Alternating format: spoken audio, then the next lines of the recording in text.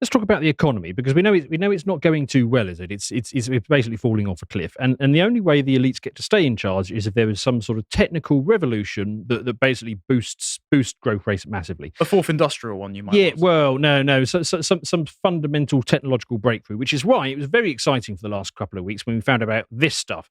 LK99, a room temperature superconductor. So, I mean, that's absolutely fantastic because it unlocks all sorts of things. So, I've been reading into this, hoping to do a full segment on this miracle that was coming down the line. But but basically, room temperature superconductors, it would be a fantastic thing because it allows all sorts of for example, power lines. So basically, power can travel through it with zero sort of loss or resistance. So you'd be able to have power lines covering vast distances. And the reason that's good is because typically where power is generated is not where people power live. Like, so in this country, we've got loads of windy spots around up in Scotland, but nobody lives there. So you could transport the power. You could have basically infinite batteries because you could just basically put the power in, it would just go round and round and round forever. So you could significant breakthroughs in batteries. And you'd also have higher energy efficiency because you wouldn't lose as much on the transfer. I interrupt this segment to bring you an important message about this stuff, the dollar. Not going so well, is it? Inflation is out of control and debt is even more out of control. In fact, the US government is on the verge of spending $1 trillion a year just servicing its debt. It spends about 6.6 trillion and it only collects about 4.6 trillion in revenues. So you can see that this situation is rapidly taking a turn for the worse. You might want to consider some gold and silver, and that is why that we've done a partnership deal with Goldco, and we've created LotusEatersGold.com. Go and check that out. It's an offer for our American viewers. You can transfer a proportion of your IRA into this, and if you do so, you're going to get some of this lovely stuff, some bonus silver thrown in on top, up to $10,000. Or you can even take delivery of the physical gold to your home address if you prefer. So if you want money that goes clang when you put it down, check out LotusEatersGold.com. Yeah, like a third of the energy that we produce it goes in friction and resistance and all that kind of stuff. Small motors would become much more viable, so basically robots. Maglev trains, if you had enough of it, you could put it in roads. So we're going to be Wakanda? Yeah, pretty much like that. But I mean, if you think about a car driving down the road, so much of it goes in friction against the surface of the road. If you had enough of this, and you could put it in roads, and you could basically have super fast cars that require very little fuel and all that. That's actually a major problem with electric cars because of the weight of the batteries at the moment. They're eroding the roads and their own tires faster. So microplastic air pollution is going to be a major problem. With there's all cars. of that. And the other cool thing is you could have like hoverboards from that Back to the Future. Back to the Future. Yeah, you'd need to put the stuff under the surface that you wanted to do it on, and then have the hoverboard with the superconductor on it. But so it's basically Peter Hitchens' worst nightmare with the electric scooters just ramped up to 1,000. Yes, those, but much faster. Well, I'm up for annoying Peter Hitchens, so let's go. So this was like really exciting, and everybody's getting into this until basically that's going down even further. So the problem was, right. So this LK99. The reason why it's called LK99 is because Lee and Kim, these two Korean dudes, right, and they discovered it in 1999 through some sort of freak accident. Basically, they were trying to make superconductors. They did one wrong. They dropped it. And then when they tested it, they found it was a superconductor. And then they spent the last 20 years trying to recreate the freak accident that led to them creating a superconductor. And then basically they had a third guy come on board. And they had him for a while, and then they got rid of him. And that third guy took the hump, and he basically just released all of the data online. So they then rushed out a preprint. So for the last couple of weeks, everybody in the scientific community who does this stuff has been trying to figure out if they can replicate it. So I like this because this is basically a betting site for scientific stuff where you can place your bet on whether this is going to replicate or not.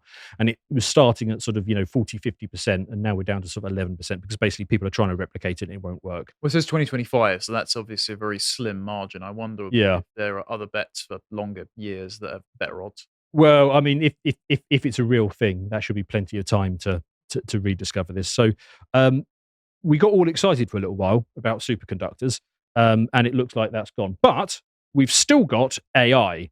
So should we check in on how AI is progressing and the wonderful things that we're doing with that?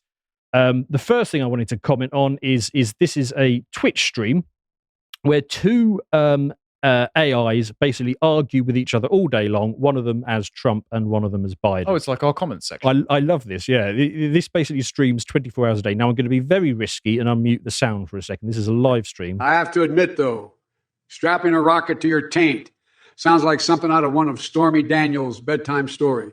Now let's address some chat messages. Me, 3 tally, forget about Airbus or Boeing when we can fly on Biden Airlines, where every seat comes with an ice cream dispenser and you get complimentary Tic Tacs for stuffing in my pee hole. And local nutter, right, legalizing nipple protectors and moist diapers for grandpas. Because it's actually far more coherent than Joe Biden's. Yeah, exactly. But I love this stream because it's basically these two argue with each other 24 hours a day and occasionally stopping to abuse the chat. I mean, you do realise that this is actually going to be 2024 election. Yeah. Right. It's a bit, it's a bit like concerts where the singer falls off the stage and the sound is still going. We kind of need a version of that for Joe Biden. Cardi B did this the other day of where someone threw something at her from the crowd and she stopped lip syncing and started arguing with the woman, but the dreadful warbling was still going. Yeah, quite like that. Other things that AI and procedural generation is giving us is this Twitter feed that you quite like, Connor, yes. where they basically insert Trump into history. So what do you mean insert?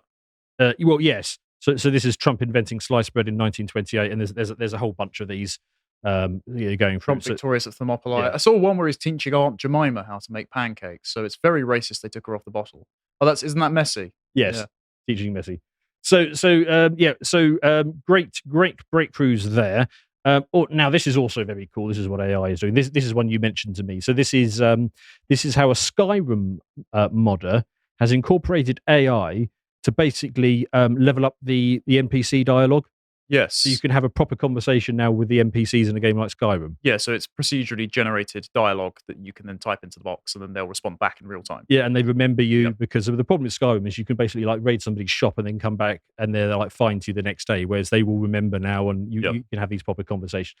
So that's fantastic. It does give us a bit of a problem because, because of this, because of, our NPC meme is basically that a third of the population is basically an NPC who sort of just get an update from watching the telly, and that's their sort of new narrative. And people often say to me, "Oh no, AI will never be smarter than humans." Right, AI is already smarter than at least 30% of the population. Yeah, and if we get this, even NPCs in games are going to surpass partisan Democrats. So Lydia from Skyrim is going to be more intelligent than anyone with the Ukraine flag in their bio. Yes. Well, people are never going to leave that then, are they? Like people are genuinely going to sink all of their lives into games. Yeah. Well, we're going to need. Well, yeah, that's true. I was just thinking we need a new meme. But like, I bet there's going to be. Do you remember Farmville on Facebook? Did your wife ever play it? Basically. No. Okay, right. So there were loads of games on Facebook. I don't know if they're still running, but they would have certain energy bars. So you could only do certain actions in a day, or you pay to have more energy power up. Oh, is it one of those freemium type things? Yeah, and then you can go around and harvest more crops, or you can wait a certain amount of hours to come back and play it later. Oh, okay, I know. Pay for your crops to immediately grow. What's going to probably happen is the game is not going to have just real-time conversation features, but it's going to have a real-time time progression. So if you step away from the game, then your kids and your wife in Skyrim and your village is going to... Yeah, because your character can just carry on playing without you, can't it? If it's got an AI behind it. Well, or your character can like go to bed and then you'll come back and things have gone on. Yeah. So what you'll probably end up having to do is you'll be able to pay for someone to ensure that your character is doing certain things while you're away so that the game will go as you expect, rather than you sitting at work and you're worried the entire time that your AI wife might leave you because you've left it on standby. So they're going to just draw money out of people and... Oh, I wasn't thinking about it. I was thinking this is going to be quite cool, actually, because the NPCs in games, they are a bit retarded. Well, they're like Democrats, aren't they? But Well, some of the Skyrim ones are pleasant. Yeah. But the problem is, what you're going to get stratification into two classes of like the pod people who are addicted to the metaverse because it soothes their consciences, and the people that want to live in the real world. But then loads of the pressures are going to be sliding towards tech adoption. Like the brain chip, for example. It's like getting a mobile phone. But eventually, when you're a kid that comes straight out of university and you're expected to get your graduate scheme, and to sign on to all the graduate schemes, you have to have the brain chip. Otherwise, all the meetings are in the metaverse. What are you going to do? Well, I mean, you just wouldn't be able to compete, would you? I mean, imagine if we did our job and there was like one of us who didn't use a laptop. or who didn't use more. We just sat there with a typewriter preparing our segments. Callum keeps doing cave paintings like he's back in Afghanistan, so that is a bit difficult to prepare segments with. Yeah, but I mean, you just can't keep up with that modern technology. So when the brain chip comes, I mean, you're gonna want to use it just to keep your edge in the workforce. I'm never getting that bloody brain chip. Yeah, no thanks. Well, and it's not just that. I mean, the CEO of Nvidia have said that they think that fairly soon all graphics in a video game is going to be generated, not rendered. Yes, procedure. Yes. Yeah. So you're going to have, and what does that even do to video games? Because you're going to be able to generate on the fly situations, reactions, people, events. I mean, presumably somebody sets up some grand overarching narrative that you enter into the game, but then all the characters that you meet and all the events that can happen, you could play a game twice and have an utterly different experience. Yeah, so you can't actually have a shared experience. So it increases individual atomization, and it'll also be a drainage system for male ambition. Yes. Yeah, so it's gonna make men even more castrated. Yes. Well, speaking of the effect on men that AI is having, let's check this out. So you got more girlfriends again. Yeah, we are getting close to fully automated girlfriends. Well, I mean, they're not convincing, but as far as types go, well, yes, I thought this would appeal. It's like Ava Vladingerbrook had a bunch of sisters. So for those of you listening, I've basically put up an AI version of Connor's fantasy girl. Yeah, this is what I see when I die in the name of Allah. Yes. What, 70 of these or whatever? Yes. That's what I've been promised. Apparently, Callum keeps talking about it. So I mean, earlier this year we had one of these ethots who basically made a chatbot version of herself. And then she let her fans talk to her for $1 a minute. Well, she didn't make it; some bloke did. Yes, yeah, exactly, yeah. She's basically comic book guy from The Simpsons presented himself as this online and extracted beta bucks from men who fell for it. Yeah, but this girl, she had 1,000 followers paying $1 a minute to talk to her. But I mean, that's fantastic scaling for her because she's getting $1,000 per minute from, even though it's only $1, but it's 1,000 of them. And if there's enough thirst from betas out there, this stuff scales. Anyway, so then we got, after that, we've then got basically the full deal. So this is a fully generated AI girl who can do the full works and have conversations with you and has a sort of social profile. And I'll scroll through. Actually, I better not scroll through. That's safe for work, isn't it? There we go. Yeah, that's not. But better leave it. Better leave it there. But So, but virtual girlfriends are. Phrasing. Virtual girlfriends are coming. So hang on. Let me rework that. So we are on the verge of being able to offer virtual girlfriends. It'll basically be Blade Runner 2049 for the lonely pod men. To young men. So whenever they are not satiated by the video games, which are going to be more immersive, they can have a virtual girlfriend. They'll just merge into the two. Yes. Because they'll just be able to procedurally generate literally the woman of their dreams that is always eager. Yes, and because it's as AI and it learns from the interactions, it will be able to hold your attention far better than at least a long distance girlfriend could. Also, the worst possible thing. So I'm gonna fingers in ears, ladies and gentlemen, if you're easily grossed out. We've been talking for a while about the ability for gender affirming care to become better, right? Because of the World Economic Forum's predictions that you'll be able to 3D print organs, right? So if you can 3D print an internal organ that helps with organ transplants, you can print an external organ that will attach and function. So what happens if you print just the organ by itself? Just the organ by itself, and you motorize it, and you've got VR headset. I had never considered that. Yeah. So all those women that keep going on whatever to plug their sex toys and wares, they're going to be put out of business because you're going to be able to 3D print custom ones. Wow. We're going to be in hell. Well, we're not, because it's going to be stratification again. You're going to get the Kuma-addicted underclass. Yes. And then you're going to get the men that die on their feet, basically saying, you're not going to make me live in the pod, you're not going to make me eat the bugs, you're not going to make me sleep with a disembodied, 3D printed AI girlfriend receptacle. It also makes the police's job harder because, when the police went into Jeffrey Dahmer's apartment and they opened a drawer and found a whole load of male appendages sat there, in the future, it will just look like he's 3D printed them or something. Yeah, it'll be like he's making his own Warhammer miniatures or something like that. Yes. God, that's bad, isn't it? Yeah. But, I was just thinking, looking at this, because men have been substituting wives for porn and hookers for years. Yep.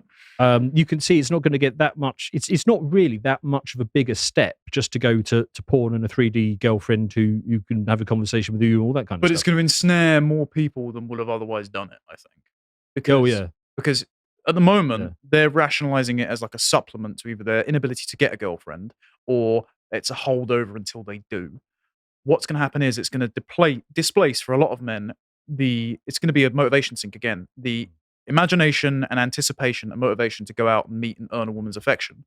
And instead, they're just going to plug themselves in after they get home at night, like Kay from Blade Runner 2049, and she's immediately going to come online and be like, "Hi, honey, how's your day?" And she's never going to argue with you. Yeah. And so there's going to be a bunch of men there that just like marry this in their imagination. Yeah, and I know guys are going to know that it's not real, but then you get these guys who have these long conversation with the ethos, and even though it's a real woman, they must know that there's no real prospect or anything there. Have you seen these photos of the Twitch moderators that like meet up with the Twitch girls in real life, and they've been paying them thousands and working loads of unpaid hours? I can imagine what the photos look like for a hug. Yeah, they're properly dysgenic and patchy bearded. It's so sad. Like, never underestimate the ability for a beta male to rationalize himself into the idea that he has a chance or an existing relationship with a woman that he's never going to have a relationship with because she has utter contempt for his servile nature. Yes. So I just don't think it will probably be better for the beta male to do that instead with a virtual, I would imagine. Or would be better for the beta male to like at least nobly die in a war like he would have a few years ago. No, genuinely, seriously. Like we've got a massive cohort of men. Again, this was before the pandemic. 27% of men 18 to 30 have never had an intimate partner. Now that's because there's a surplus of blokes. This is something that people got their arms up about my interview with Helen Joyce. She said that men are useless. No, she meant men are superfluous historically because there were lots of men that never reproduced. And it's because they either died in a war or they weren't the one that was at the top of the hierarchy, and so a woman didn't settle down with I believe genetic data shows that you basically have twice as many female ancestors as male ancestors. Yeah, it's something like that. So what would be better is if those single men went into a vocation and served a role as a father without actually having children, which is what the priesthood used to be, or they went off and nobly died for their country and they're on a cenotaph somewhere. Well, there may be another way, and I will come to that. But I just finishing off on that article. The only thing that I have to sort of pour scorn on is a bit at the end where they start doing some waffling about how AI girls might set unrealistic beauty standards for women, because of course it always has to be women most affected on all of this. The only thing I would say to that is, when it comes to unrealistic expectations, bear in mind that a lot of these men are going down this route in the first place because you get all these 80-kilo women on these dating sites with 3 kids, and she sets her expectation as, I will only date somebody who's 6'4" and earns $200,000 a year. But it's the 666 rule. It's 6 feet, 6 figures, 6. Oh, okay. Yeah, but not being funny. Like, that's not that much. This isn't a humble brag or anything. But I've dated girls a lot like that. Like they do exist. Yeah, like I reference Eva Vladingerbrook for a reason. Like there's a reason that she has so many simps on the right. Basically, it's because these girls do it's not unrealistic beauty standards. Just have a shower, don't eat crap, and get off birth control. You're fine. Yes, that's simple as it is. Yeah, actually, and anyone who doesn't believe us, basically have a city break in an Eastern European country. Yes, and like all the women there are just amazing. But walking through London every day, you see plenty of like very attractive young professional women that are probably wasting their lives at corporation when they would be happier with a husband. But it's like still brightens your day up. It's like seeing a cute puppy. Yeah. The next one is I'm an AI influencer. Followers crave my sexy snaps. This was the attractive procedurally generated woman that loads of Indian men fell for because there were AI generated photos of her on holiday in Greece, and they kept asking her to post more. Yeah. Send bobs and and digital vagine, yes, right. But yeah, so this is a completely AI generated woman, and she's gone down the full influencer. Right, the next one. Oh yeah, so dating app that pairs you with an AI chatbot designed to avoid ghosting.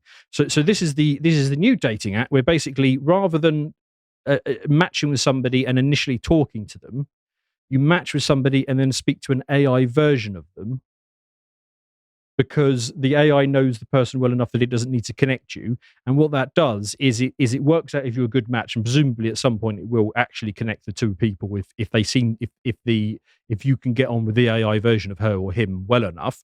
And the advantage that they says is it avoids the ghosting process, because some people get upset where they're talking to somebody on one of these dating apps, and then all of a sudden, for no reason, they don't know why, the conversation just stops. Yeah, but by design, dating apps incentivize that, because if you're not meeting someone face to face, then you have no consideration for the person. If you construct a version of yourself which is shallow but most marketable, then you're afraid of them going too deep and digging too deep with questions, because it might break the facade before you've met them.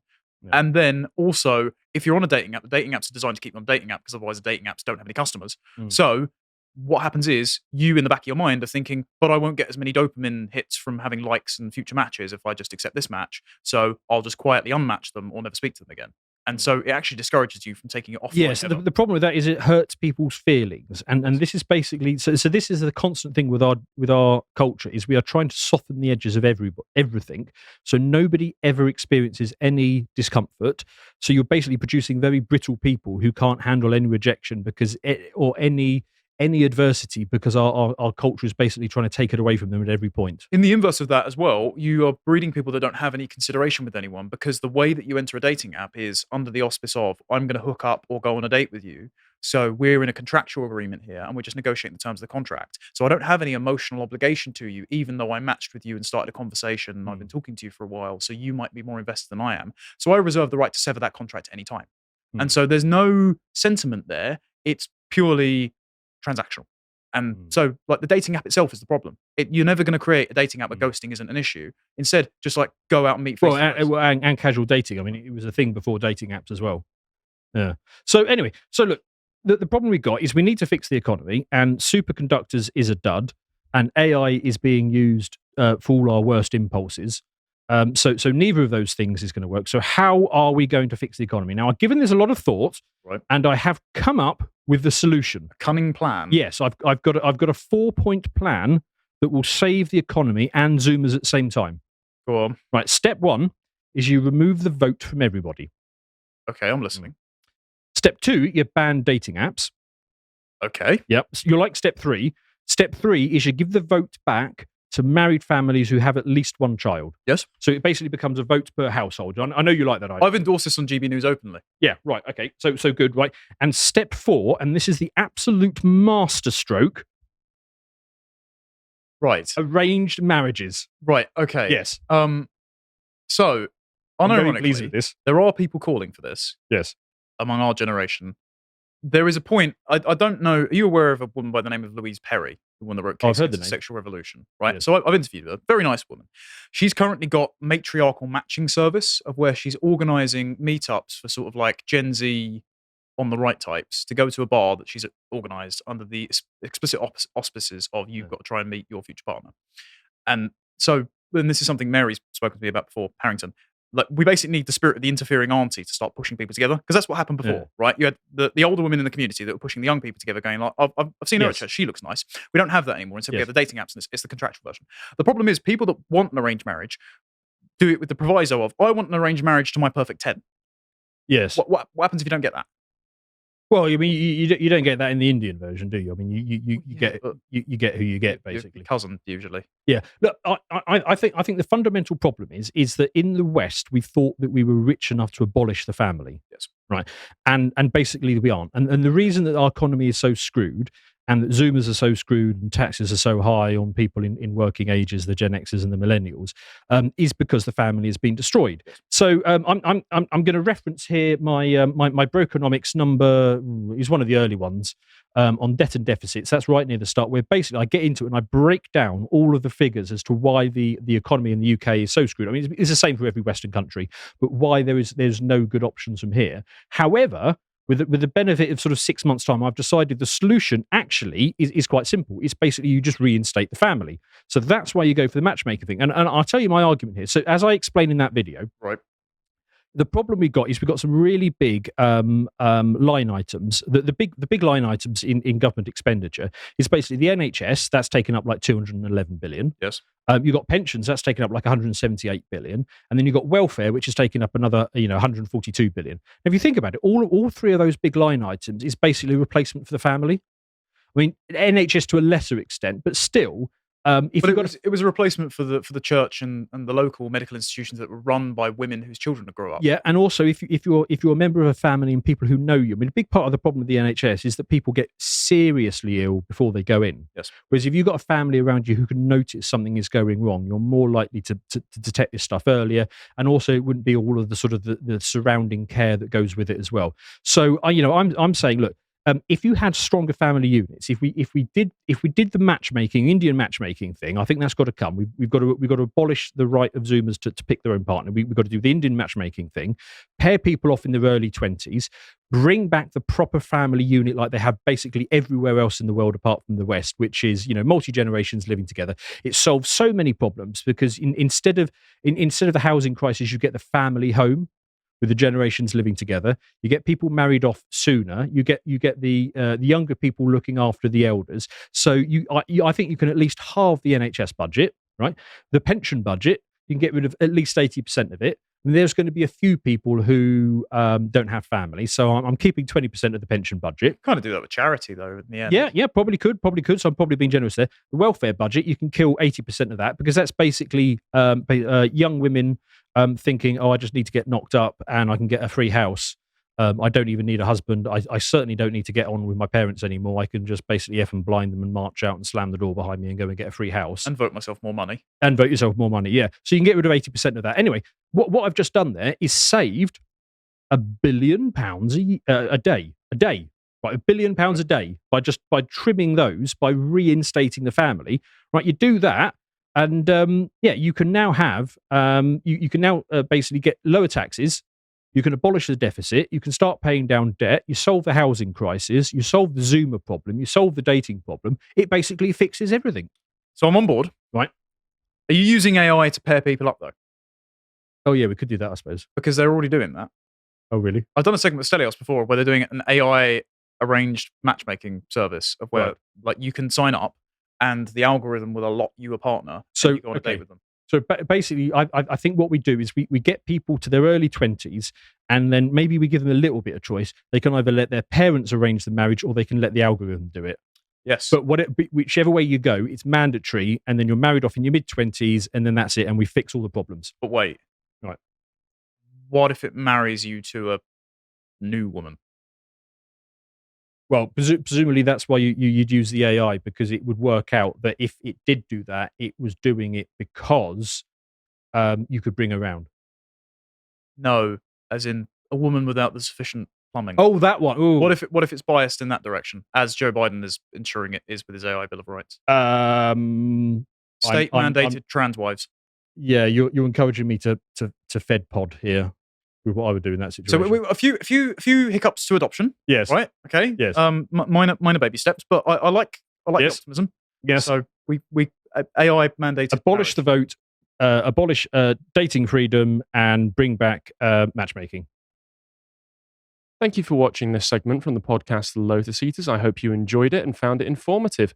If you feel like supporting the work that we do here, then you can subscribe to our website for as little as £5 per month to gain access to all of the premium work that we do there, including Josh's series Contemplations, which is on episode 137, the most recent of which is part 1 of his series about cults. If you'd like to follow with what Josh is doing online, you can follow his social media on Twitter at Josh Firm and on Getter at Josh_Firm. Thank you very much again for watching, and take care.